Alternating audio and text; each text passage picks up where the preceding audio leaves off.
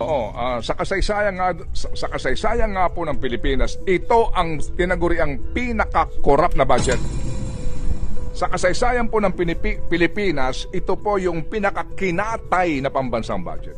Sa kasaysayan po ng Kongreso ng Pilipinas, ito ho mga kapatid, ang nagsayang ng napakaraming oras at panahon at pera ng bayan dahil yung NEP, yung pinanggagalingan ng lahat ng ito, National Expenditure Program, na pinaghihirapan po yan ng napakaraming taong gobyerno pagdating doon sa kanila, kunwa-kunwari at approve ito, hindi ito, bawas dito, etc. Pagdating doon, yun na lamang small committee na yan na hindi mo alam kung sino yung mga yan Na hindi ang pinapangalanan. nagdesisyon para po katayin ang pambansang budget na ngayon.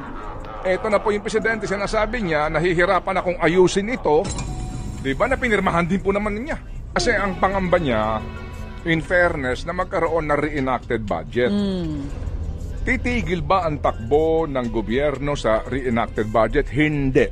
Nagkaroon na ba ng karanasan ang gobyerno ng reenacted budget? Opo.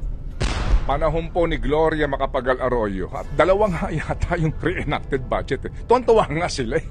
Opo. Masama lang po ang indikasyon yan sa ating mga investors, sa mga, alam niyo na, yung mga nagbibigay po ng rating sa atin, etc. Pero, yung reenacted budget na yan, hindi tatagal yan. Kasi maaari naman talagang muli, kung ito po mga kapatid ay kinatay-katay, ibalik sa kanila, mag-session kayo, mag-special session kayo, ayusin nyo, balik nyo sa akin ng Pebrero. Hindi humamamatay ang mga Pilipino.